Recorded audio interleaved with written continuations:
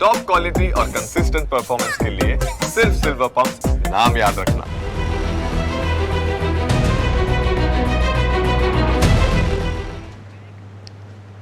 તો અમરેલીમાં 3 સિંહબાળના મોતની ઘટના બાદ વન વિભાગ દોડતું થયું છે। કાગવદર ગામેથી 3 સિંહણ અને 6 સિંહબાળના ગ્રુપનું રેસ્ક્યુ કરાયું છે। રાજુલા રેન્જની બોર્ડર પરથી પણ 4 પાઠડા સિંહબાળનું રેસ્ક્યુ કરવામાં આવ્યું છે અને આ રેસ્ક્યુ કરવામાં આવેલા સિંહોનું ડી-વોર્મિંગ નથી કરવામાં આવ્યું। સિંહોને રોગથી બચાવવા માટે ડી-વોર્મિંગ એટલે કે એક પ્રકારે રસીકરણની આ પ્રક્રિયા હોય છે જે કરવી ખૂબ જ જરૂરી હોય છે। સિંહબાળને બાબરકોટ એનિમલ કેર ખાતે ઓબ્ઝર્વેશનમાં રખાયા છે। વન વિભાગના અધિકારીઓનું સિંહના મોત મામલે એક ભેદી મૌન જોવા મળી રહ્યું છે।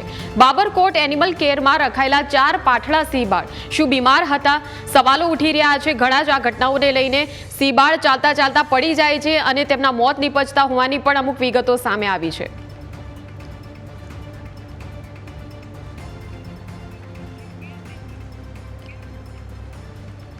ત્યારે આખરે આ ઘટનાનું સત્ય શું છે? આખરે શા માટે સિંહબાળના આ પ્રકારે મોતની ઘટનાઓ સામે આવી રહી છે? તમામ બાબતોનું સત્ય જાણીશું આ ચર્ચામાં। આપણી સાથે 3 મહેમાનો જોડાયા છે। આપણી સાથે જોડાયા છે ડીટી વસાવડા કે જે પૂર્વ સીસીએફ છે જૂનાગઢના। આપનું સ્વાગત છે ચર્ચામાં। Thank you. સાથે જ આપણી સાથે જોડાયા છે વિપુલ લહેરી જે અમરેલીથી જોડાયા છે, એક સિંહ પ્રેમી છે। વિપુલભાઈ, આપનું પણ સ્વાગત છે ચર્ચામાં। અને આપણી સાથે સંવાદદાતા દશરથ રાઠોડ પણ જોડાયા છે, તેમના પાસેથી પણ વધુ માહિતી મેળવવાનો પ્રયાસ કરીશું। સૌથી પહેલા દશરથ, આપ જણાવો કેવા પ્રકારે આ સમગ્ર ઘટનાએ આકાર લીધો છે? સિંહબાળના મોતની ઘટના બાદ ઓચિંતા વન વિભાગ એ કુંભકરણ નિદ્રામાંથી જાગ્યું છે અને સિંહબાળના જે મોત થતા હતા કયા કારણો પ્રાથમિક તપાસમાં સામે આવ્યા છે? બિલકુલ મયુરી, જણાવી દઉં તો અમરેલી જિલ્લામાં સૌથી વધારે સિંહ છે તે ગણતરીમાં આવ્યા છે ને ચાલુ વર્ષે સિંહની ગણતરી થઈ હતી ને આ ગણતરીમાં સૌથી વધારે સિંહો છે જે તે અમરેલી જિલ્લામાં આવ્યા હતા। ત્યારે વાત કરું તો સિંહોમાં કોઈ રોગની આશંકા સેવાઈ રહી હોય તો સાવરકુંડલા, રાજુલા, ખાંભા અને જાફરાબાદની બોર્ડર ઉપર જ સૌથી વધારે સિંહો મોત થયા છે। જેમાં ખાસ કરીને સાવરકુંડલા અને રાજુલાની બોર્ડર ઉપર 8 થી 10 જેટલા સિંહબાળના મોત થયા છે। ત્યારબાદ નાગેશ્રીમાં પણ ગઈકાલે અને આગલા દિવસોમાં 3 સિંહબાળના મોત થયા છે। તેમજ 3 સિંહણ અને અન્ય 7-8 જેટલા સિંહબાળને પણ પકડવામાં આવ્યા છે ને એને ઓબ્ઝર્વેશનમાં રાખવામાં। ત્યારે બીજી એક વાત એવી પણ છે કે રાજુલા વન વિભાગ દ્વારા પણ થોડા દિવસો પહેલા 4 સિંહબાળ પાટડાને પકડી રાખ્યા છે અને તેમને પણ સારવારમાં રાખ્યા છે અને એના સેમ્પલ પણ જૂનાગઢ મોકલવામાં આવ્યા છે। ત્યારે ક્યાંક ને ક્યાંક વન વિભાગનું આ બાબતે બોડી મેન સેવાઈ રહ્યું છે। તેમજ જો વાત કરું તો જાફરાબાદમાં જે સિંહોના મોત થયા છે તેઓનું ડી-વોર્મિંગ પણ નથી કરવામાં આવ્યું। તેમજ જો વન વિભાગ દ્વારા આ સિંહોનું અવલોકન ક્યારે કરવામાં આવ્યું છે, ક્યાં અધિકારીઓની હાજરીમાં અવલોકન થયું છે, તેમજ આ સિંહ છે તે કયા વિસ્તારમાં હતા અને આવી તમામ તપાસો કરવામાં આવે તો ચોક્કસ ને ચોક્કસ વન વિભાગની બેદરકારી ખુલે આમ છે। કારણ કે સિંહોમાં જે ભેદી રોગ છે એ કારણ પણ એક સામે આવ્યું છે કે જે સિંહ ગણતરી થઈ હતી ને સિંહ ગણતરીમાં વન વિભાગના ફોરેસ્ટર, આરએફઓ થી માંડીને તમામ અધિકારી અને કર્મચારીઓ સિંહોને પોતાની રેન્જ અને રાઉન્ડમાં ગણતરીમાં વધારે આવે તે માટે થઈને આજુબાજુમાંથી મૃત મરી ગયેલા સિંહોના પશુઓના પાઠાઓ નાખ્યા હતા ને પાઠાઓ પણ સિંહોએ ખાધા છે જેના કારણે પણ સિંહોમાં રોગ આવવાની શક્યતા છે। કારણ કે દલખાણીયામાં જે 2018માં જે સિંહોના મોત થયા હતા તેમાં મુખ્ય કારણ આ જ આવ્યું હતું કે સિંહોએ છે તે મૃત પાઠા ખાધા હતા। ત્યારે ક્યાંક ને ક્યાંક વન વિભાગની સામે અનેક સવાલો ઉઠ્યા છે। ત્યારે વાત કરું તો સૌથી વધારે સિંહો છે તે અમરેલી જિલ્લામાં છે ત્યારે સૌથી વધારે સિંહો પણ અમરેલીમાં મરે છે। કારણ કે રાજુલા, ખાંભા, જાફરાબાદ સહિત વિસ્તારમાં છે તે લગભગ 100 થી 150 જેટલા સિંહોનો વસવાટ છે। પણ વસવાટની સામે વન વિભાગ છે તે કાળજી લે, પેટ્રોલિંગ કરે તેવી પણ એ લોક માગણી ઉઠશે। કારણ કે ફોરેસ્ટર, આરએફઓ સહિતના અધિકારીઓ છે તે વેશો આરામ જ કરતા હોય છે ને ટ્રેકર સહિત નાના કર્મચારીઓ છે તે ફિલ્ડમાં જતા હોય છે, દોડતા હોય છે। પણ આવા ઉચ્ચ અધિકારીઓ જો પેટ્રોલિંગ કરે ને કાયદેસર કાર્યવાહી કરે તો હવે લાઇન શો છે, સિંહ પજવણી છે તેવી ઘટનાઓ પણ અટકી શકે છે। બિલકુલ, આપણી સાથે ડીટી વસાવડા જોડાયા છે। વસાવડા સાહેબ, જે રીતે આખો વન વિભાગની કામગીરી સામે આ મામલાને લઈને હવે સવાલો ઉઠી રહ્યા છે કે પહેલા તો ડી-વોર્મિંગ કરવામાં ન આવ્યું અને ત્યારબાદ કામગીરીને લઈને પણ બેદરકારી દાખવવામાં આવી રહી છે વન વિભાગ દ્વારા। હવે આપ આ વિભાગમાં કામ કરી ચૂક્યા છો, આપ કઈ રીતે જોઈ રહ્યા છો આ ઘટનાઓને? મયુરી, એક વાત કહ્યું કે ડી-વોર્મિંગ નથી થયું એવું થોડુંક વધુ પડતું હશે। જ્યારે કોઈ પણ સિંહને કે સિંહબાળને રેસ્ક્યુ કરવામાં આવે છે ત્યારે હંમેશા એનું ડીવોર્મિંગ જ્યારે એનિમલ કેર સેન્ટર ઉપર કરવામાં જ આવે છે. સાથોસાથ ફિલ્ડની અંદર પણ આ કામગીરી ચાલુ હોય છે. જે આટલી મોટી સંખ્યામાં જેમ આપ કહ્યું દશરથસિંહે કે સિંહોનું રેસ્ક્યુ કરવામાં આવ્યું છે, એ અમે એક પ્રિવેન્ટિવ સ્ટેપ પણ હોઈ શકે કે આ સિંહોને આગળ કંઈ ન થાય એટલા માટે જે સિંહનું મૃત્યુ થયું હોય એ ગ્રુપનું આખું રેસ્ક્યુ કરવામાં આવ્યું હશે. અને એ રેસ્ક્યુ બાદ આ જે તમામ સિંહો છે એના ચોક્કસ બ્લડ સેમ્પલ અને અન્ય સેમ્પલો લેવામાં આવશે, એનો લેબોરેટરી ટેસ્ટ કરવામાં આવ્યો હશે અને એ ટેસ્ટના આધારે જે કાંઈ પણ પરિણામ મળશે એ પરિણામના આધારે એની ટ્રીટમેન્ટ કરવામાં આવશે. આ જે રેસ્ક્યુ છે એ હું માનું છું ત્યાં સુધી એક પ્રિવેન્ટિવ ટાઈપનું રેસ્ક્યુ છે કે આ કોઈ જો રોગચાળો હોય તો આગળ ન ફેલાય અને જે એ ગ્રુપમાં કોઈ એના ચિહ્નો જોવા મળે તો એની સારવાર તાત્કાલિક કરી શકાય. બિલકુલ. અને આ ડીવોર્મિંગની આખી જે પ્રક્રિયા છે એને પણ થોડી સરળ શબ્દોમાં સમજવી છે તમારી પાસેથી કે કેવી રીતે આ જે પ્રક્રિયા જરૂરી છે સિંહબાળ માટે અને જો ન કરવામાં આવે તો કેટલી ગંભીર અસર થઈ શકે. ડીવોર્મિંગ એટલે આપણે શું કહે છે, જો આપણે માણસની અંદર જે આપણે કહીએ કે બાળકમાં અથવા તો મોટાની અંદર આપણે પેટમાં એક જીવાત થતી હોય છે, આ જીવાત ન થાય એના માટે એને એક દવાનો ડોઝ પીવડાવવામાં આવે છે અથવા તો એને ખવડાવવામાં, જે એનું મારણ થયું હોય એ મારણ ઉપર એ દવા છાંટવામાં આવે છે અને એ દવા જે માંસની સાથે એ સિંહ બાળ કે સિંહ એ ખાય છે એટલે ઓટોમેટિક એ ડીવોર્મિંગ થતું હોય છે. બિલકુલ. વિપુલભાઈ, આપને કયા કારણો લાગી રહ્યા છે? એક પછી એક જે સિંહબાળના મોત થયા અને વન વિભાગની કામગીરી સામે તો સવાલો ઉઠ્યા જ છે, એના સિવાય શું આપને કોઈ કારણો લાગી રહ્યા છે જેના કારણે અવારનવાર સિંહબાળના મોતની આ ઘટનાઓ સામે આવી રહી છે? વાત કરું કે બૃહદગીરની અંદર અમરેલી જિલ્લામાં રાજુલા જાફરાબાદમાં સિંહોની ખૂબ મોટી સંખ્યાઓ છે. આજે નાના બચ્ચાઓનું જે વાત સાંભળી ખૂબ જ દુઃખદ છે. આમાં તો ખરેખર તપાસ કરી લેબોરેટરી કરશે તો જ ખ્યાલ આવશે કે સાચું કારણ શું છે. કેમ કે અમારો વિસ્તાર એવો છે બેન કે કંપનીઓની વચ્ચે છે, ત્યાં માઇનિંગ થઈ રહી છે, પોર્ટ છે, શિપયાર્ડ છે, એ બધા વિસ્તારની અંદર કે કોઈ ખરાબ પાણી તો નથી પી ગયા ને? આ પણ એક તપાસની વિષય છે. એટલે જ્યારે લેબોરેટરી કરવામાં આવશે ત્યારે જ ખબર પડશે. અને ગઈકાલે મારે મુળુભાઈ બેરા વનમંત્રી સાથે પણ વાત થઈ કે રાજુલાની અંદર આરએફઓની જગ્યાઓ ખાલી છે વર્ષ દોઢ વર્ષથી, તો એ પુરાવો બાકીનો સ્ટાફ સાધનો ઘટે છે. તો સૌથી વધારે બૃહદગીરમાં અમારે સિંહોની સંખ્યા છે. તો મુળુભાઈ તરત જ કીધું કે ના વિપુલભાઈ એ બધું કરાવું છું, અત્યારે ચાર્જમાં છે, પણ કાયમિક જો અહીંયા આગળ આરએફઓ સાહેબ આવી જાય, વાહનો આવે, સાધનો આવે અને પૂરો સ્ટાફ હોય તો જ આ બધા સિંહોને કંટ્રોલ કરી શકીશું. કેમ કે આ બધા સિંહો લોકોની વચ્ચે રહે છે, કંપનીઓની વચ્ચે રહે છે, એટલે ખૂબ ટફ છે અમારો વિસ્તાર. અને અહીંના લોકો તો સિંહનું મંદિર પણ બનાવ્યું છે આ વિસ્તારની અંદર. બિલકુલ. વસાવડા સાહેબ, રોગચાળા જે થતા હોય છે એનું મુખ્ય કારણ શું હોય છે કે શા માટે રોગચાળા ફેલાઈ જતા હોય અને તેના કારણે ઘટનાઓ બનતી હોય છે? જે રોગચાળો ફેલાવાની વાત કરી, જે આપે કે એક જે ઘણા મીડિયાની અંદર ચાલી રહ્યું છે કે બબેસિયા નામનો એક રોગ, બબેસિયોસિસ આવ્યો છે. તો આ જે રોગચાળો છે એ ઘાસની અંદર એક ટીક થતી હોય, જેને આપણે ગુજરાતીની અંદર ઈતરડી કહે છે. આ ઈતરડી જ્યારે સિંહને લાગે તો એનાથી એના જે રેડ બ્લડ સેલ હોય એ ટાઇની પેરાસાઇટ છે, એ પેરાસાઇટ એના રેડ બ્લડ સેલ ઉપર હુમલો કરતું હોય છે ને એનાથી એને રેડ બ્લડ સેલને નુકસાન પહોંચતું હોય છે. એટલે આ જે છે એ ઘાસ મારફત થતું હોય છે અને એ જે ઢોર જે ચરતા હોય છે એના મારફત પણ આ ફેલાતું હોય છે, આ ઈતરડી ફેલાતી હોય છે. અને બીજો જે છે, કેટલીક વખત જે સિંહ રેવન્યુ વિસ્તારમાં છે તો એક કૂતરામની અંદર પણ જો કોઈ એવી જાતનો રોગ હોય તો એના મારફત પણ આ ફેલાઈ શકતું હોય છે. એટલા માટે આ જે એક પ્રિકોશન રૂપે જે આ ઢોરો છે, જે ખાસ કરીને ગીરને ફરતેના છે, તેને વેક્સિનેશનનો કાર્યક્રમ ચલાવવામાં આવતો હોય છે. બિલકુલ. ખાસ કરીને કામગીરી સમજવાની છે વસાવડા સાહેબ આપની પાસેથી કે કયા કયા પ્રકારે અને સ્થાનિકો જે છે અને જે સિંહોની વસ્તી છે એમની વચ્ચે પણ એક પ્રકારે અનુકૂલન રહે, એક જે તાલમેલ બેસે, એના માટે પણ વન વિભાગ દ્વારા કેવી કામગીરી કરવામાં આવે છે? સામાન્ય રીતે જે સિંહોનો વિસ્તાર છે એ બીટની અંદર વેચવામાં આવતો હોય છે અને એ દરેક જે બીટગાર્ડ છે એ એના માટે જવાબદાર હોય છે. એ બીટગાર્ડ અને ફોરેસ્ટર એ એના વિસ્તારમાં ફેરણું કરતા હોય છે. સાથોસાથ ટ્રેકરની પણ મદદ લેવામાં આવતી હોય છે. આ જે લોકો છે એ સિંહોનું અવલોકન કરે છે અને સિંહોના અવલોકન દરમિયાન જો એને કોઈ એવી એબનોર્મલ એક્ટિવિટી દેખાય કે સિંહ સુસ્ત થઈ ગયો છે કે એનામાં કંઈ બીજું એની વર્તણૂકમાં ફેરફાર છે તો એ ઉપલી અધિકારીને જાણ કરતા હોય છે આરએફઓને, અને ત્યારબાદ જરૂર જણાય વેટરનરી ઓફિસરને બોલાવવામાં આવે છે અને એ વેટરનરી ઓફિસર એનું ઓબ્ઝર્વેશન કરી જરૂર પડે રેસ્ક્યુ કરી અને ટ્રીટમેન્ટ કરતા હોય છે. બિલકુલ. દશરથભાઈ, શું લાગી રહ્યું છે આ જે વસાવડા સાહેબના જે જવાબો હતા અને જે કામગીરી તેમણે સમજાવી છે આપણને, પરંતુ તેમ છતાં ક્યાંક આટલી બધી કામગીરી હોવા છતાં, આટલા સંસાધનો હોવા છતાં અને અધિકારીઓની પણ હાજરી હોવા છતાં પણ, કેમ કે મોતની ઘટનાઓ તો બની જ રહી છે દર્શનભાઈ, એટલે આપના નિરીક્ષણમાં એક સંવાદદાતા તરીકે શું જોયું સ્થળ ઉપર?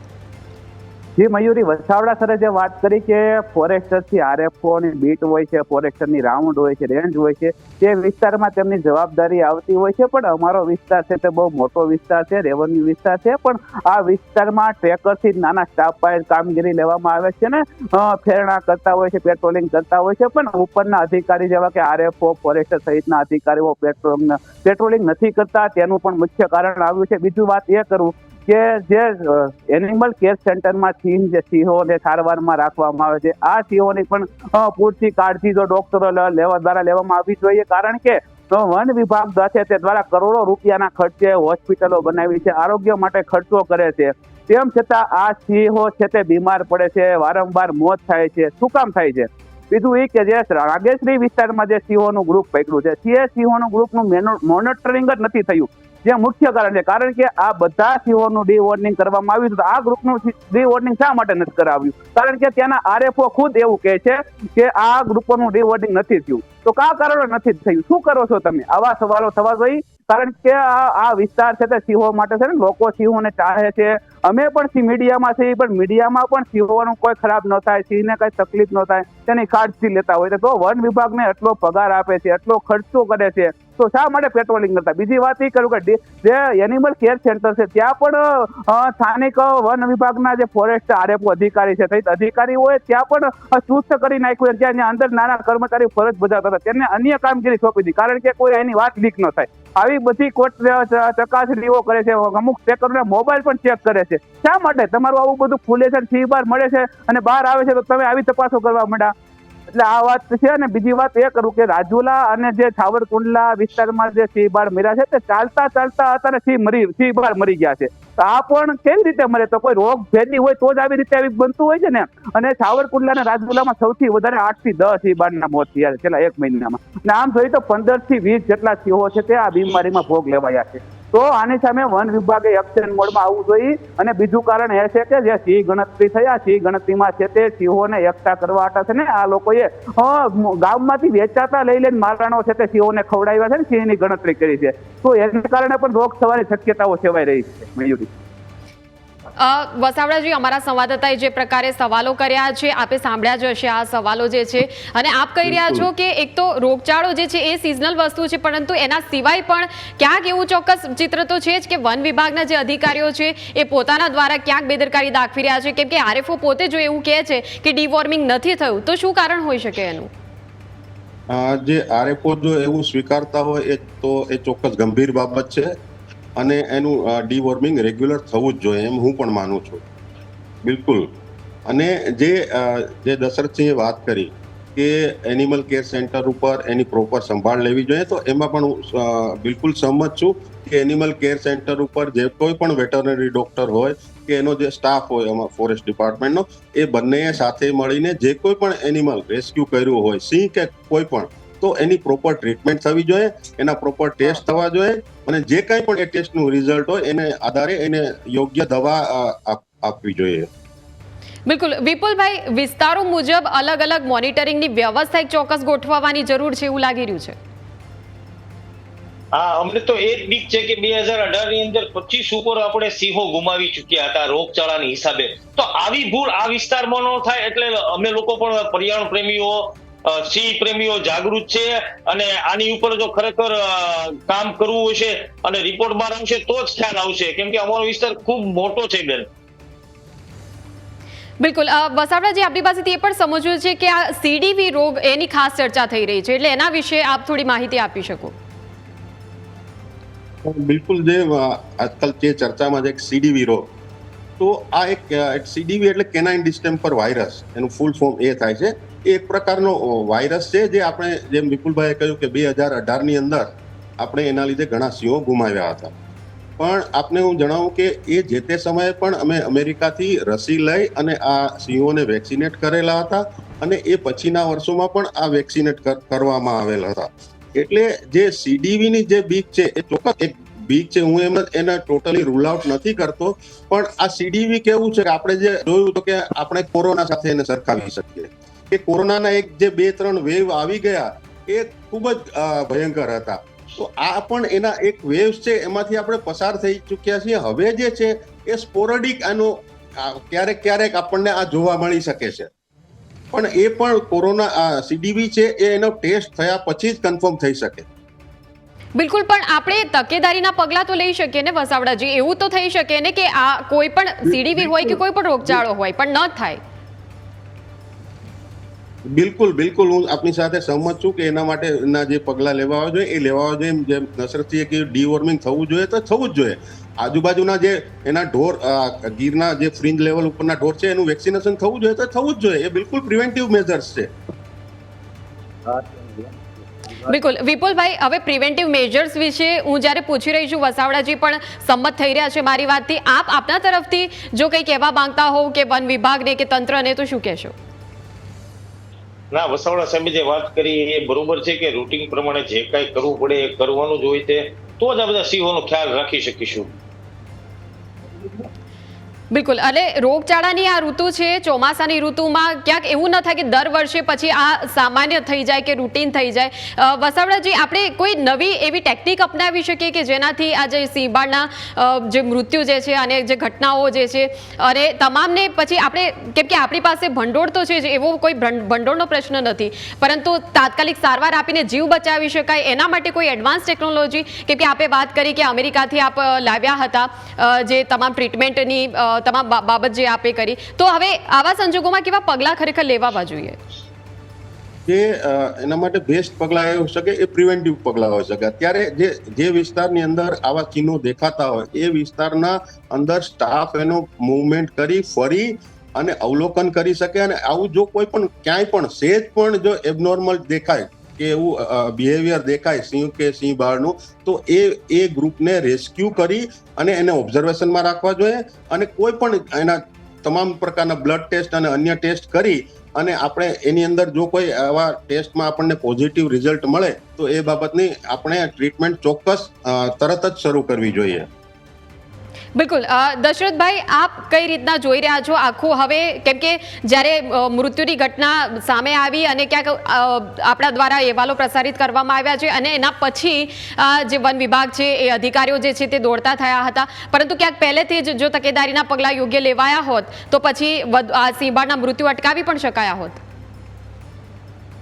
બિલકુલ મયુરી, તો હું ખાસ કરું તો વસાવડા સાહેબ છે તે 2018માં જે સિંહના મોત થયા હતા ત્યારે તેઓ ફરજભર હતા અને તેઓને બધી વાતની ખ્યાલ છે, અનુભવ છે, એટલે તે વાત કરે સાચી વાત છે. કારણ કે સિંહોમાં જે રોગ થતા હોય છે, જે ડીવોર્મિંગ કરવું જોઈએ તે વન વિભાગે ટાઈમ કરવું છે ને અમુક રેન્જમાં કરવામાં પણ આવે છે. અમારી ખાંભા રેન્જ છે તો એમાં પણ તમામ સિંહોને ડીવોર્મિંગ કરવામાં આવ્યું. તો આ બાકીના સિંહો છે ડીવોર્મિંગ ક્યાં માટે નથી થતું? અને એક ખાસ વાત સ્ટાફની રહી, તો સ્ટાફ તો પેલા સમયમાં ઘટ હતી, અત્યારે સ્ટાફના નવી ભરતી થઈ છે, ગાર્ડ પણ બધી જગ્યાએ મૂકવામાં આવ્યા છે. તો સિંહોનું અવલોકન કયા વિસ્તારમાં થાય છે, કેવા પ્રકારનું થાય છે, આ અવલોકનમાં કેટલા અધિકારીઓ હાજર છે તેવી તપાસ થવી જોઈએ. અને બીજી વાત એ કરું કે જે દર વખતે સિંહોમાં રોગ આવે છે, રોગ આવ્યા પછી આ વન વિભાગ છે તેના સેમ્પલ લે છે, સેમ્પલ જુનાગઢ લેબોરેટરીમાં મોકલે છે, ગાંધીનગર મોકલે છે, પણ સેમ્પલના રિપોર્ટ જ વન વિભાગ છે તે જાહેર નથી કરતું. શું કામ નથી કરતું? તો સાચું વન વિભાગ દૂધે ધોયેલું હોય તો જાહેર કરવા જોઈએ ને કે સિંહોમાં આ રોગ છે, સિંહોમાં આ રીતનું સેમ્પલમાં આવ્યું છે, તે તો જાહેર નથી કરતું. બીજી વાત એ રહી કે અમારો વિસ્તાર છે તે ખાંભા, રાજુલા, જાફરાબાદ જે રેવન્યુનો વિસ્તાર છે, બહુત ગીર છે, ત્યાં વિસ્તારમાં રેવન્યુમાં જ વધારે સિંહ રહી છે. ત્યારે આ વિસ્તાર જે નાગેશ્રી છે, રાજુલા છે, જાફરાબાદ, આ વિસ્તારમાં લોકો છે તે રાત્રિના સિંહોને જોવા પણ જાય છે, સિંહોની પજવણી પણ થાય છે. હું ચોખ્ખું તમને કહું છું, કારણ કે વન વિભાગની મૂલી મેળાટ છે કે વન વિભાગના અધિકારીઓ અને કર્મચારીઓ જ આ વિસ્તારમાં સિંહો બતાવે છે ને સિંહ દર્શનાર્થીઓ છે તેની સાથે સહમત છે. કારણ કે અવારનવાર સિંહ પજવણીના વિડીયો આવે છે, અવારનવાર સિંહ લાઈન શો થાય છે, તો શા માટે વન વિભાગ એક્શન નથી લેતું? અને આ વિસ્તારમાં સૌથી વધારે લાઈન શો થતો હોય તો આ વિસ્તારમાં ખુલ્લું કહું છું. બિલકુલ વસાવડાજી, વિસ્તારોની વાત થઈ રહી છે, વિસ્તારો મુજબ અલગ અલગ કામગીરી શા માટે થઈ રહી છે? હવે એ તો એના વિશે હું કોઈ નહીં કહી શકું કે એ આરએફઓ કેમ નથી કર્યું, કારણ કે એ તો જે તે આરએફઓ ને તેના અધિકારી જ કહી શકે, પરંતુ એ કામગીરી તમામ જગ્યાએ થવી જોઈએ, તે એની સાથે હું સંમત છું. ડીવોર્મિંગ તમામ જગ્યાએ થવું જ જોઈએ. એનું જે વેક્સિનેશન ઢોરોનું અને એનું છે એ થવું જ જોઈએ. એમાં કોઈ ન કરે તો એ ચોક્કસ બેદરકારી કહી શકાય છે. હવે આપ કેમ કે ઘણો સમય આપે વિતાવ્યો છે અને ઘણા આપે જે ફરજ બજાવી છે જે પ્રકારે, તો આપ એ પણ જણાવી શકો કે આપના સમયમાં આપે કેવી રીતના અવલોકન કર્યું હતું કે કેવા પ્રકારની કામગીરીનું નિરીક્ષણ આપે કર્યું હતું? જે તે સમયે જ્યારે અમને પહેલી વાર માહિતી મળેલી કે આવા મોત થોડી વધુ સંખ્યામાં થઈ રહ્યા છે, ત્યારે અમે તમામ સ્ટાફ પાસેથી, આખા જે લાયન લેન્ડસ્કેપ છે એનો તમામ સ્ટાફ પાસેથી એના અવલોકનના ડેઇલી ફિગર લેતા હતા કે એને આજે કેટલા સિંહો જોયા, એ સિંહોમાં કોઈ એબનોર્મલ બિહેવિયર છે કે નહીં, એ સિંહોને કોઈ જાતની ટ્રીટમેન્ટની જરૂર છે કે નહીં, અને એની રેસ્ક્યુની જરૂર છે. આવા અમે ડેઇલી એના રિપોર્ટ મગાવવામાં આવતા હતા અને લગભગ એક અઠવાડિયાની અંદર સમગ્ર લાયન લેન્ડસ્કેપના જેટલા પણ સિંહો છે તે તમામનું આવું એક સ્કેનિંગ કરવામાં આવેલ હતું. એટલે આવું સ્કેનિંગ જરૂરી છે અને એ સ્ટાફે કરવું જોઈએ એમ હું ચોક્કસપણે માનું છું. વિપુલભાઈ, વસાવડાજીએ કહ્યું કે તમામ જે મોનિટરિંગ અને સ્કેનિંગની પ્રક્રિયાઓ હતી એ ચોક્કસ સમયગાળાની અંદર નિયમિતપણે થતી રહે એ જરૂરી છે. હવે વિપુલભાઈ, આપ શું કહેશો કે ક્યાંક મોનિટરિંગમાં તંત્રની બેદરકારી છે, એના કારણે આ પરિણામ ભોગવી રહ્યા છીએ?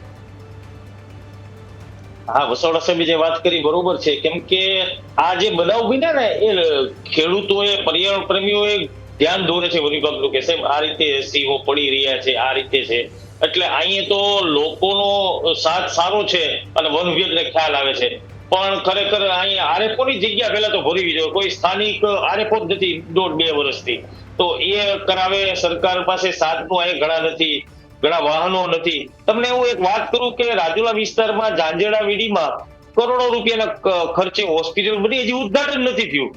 તો એ પણ સરકારને એક ધ્યાન દોરવાની બાબત છે કે આ વિસ્તારમાં સારી મજાની ઘણા મોટા વિસ્તારમાં એ બની છે ઝાંઝેડા વીડી હોસ્પિટલ, તો એ પણ પાછી ફરી વખત ચાલુ કરે તો નકર અમારા સિંહ અહીંથી છે કે જાફરાબાદ લઈ જવું પડે બાબરકોટ એનિમલ કેર સેન્ટરની અંદર. તો રાજુલામાં પણ આવડી આ હોસ્પિટલ છે એનિમલ કેર સેન્ટર, એ ચાલુ કરી અને એની તપાસ પણ થવી જોઈએ એવી મારી માંગણી છે. બિલકુલ. તો વિપુલભાઈ, વસાવડાજી અને દશરથભાઈ, આપ ત્રણેય જોડાયા અને ચર્ચામાં ભાગ લીધો એ બદલ આપ ત્રણેયનો આભાર. તો સિંહબાળના મૃત્યુ બાદ વન વિભાગ અને તંત્ર દોડતું થયું છે, પરંતુ ક્યાંક તકેદારીના પગલાં જે પહેલેથી લેવાવાના હતા પણ લેવાયા નથી, જેના કારણે આ પરિણામ આપણી સામે છે. ત્યારે હવે આશા રાખી કે વન વિભાગ સતત એક્ટિવ મોડમાં રહે અને સતત હવે સિંહબાળનું અવલોકન થતું રહે, રેગ્યુલર મોનિટરિંગ, નિરીક્ષણ થતું રહે અને ત્યારબાદ આ સિંહબાળની જે ઘટનાઓ જે છે એ મોતની ઘટનાઓ અટકાવવામાં આપણે સૌ સફળ થઈએ. તો બસ આ જ વિચાર સાથે આ ચર્ચાનું અહીં સમાપન કરીએ છીએ. વધુ સમાચારો માટે આપ જોતા રહો ન્યૂઝ કેપિટલ ગુજરાત. નમસ્કાર.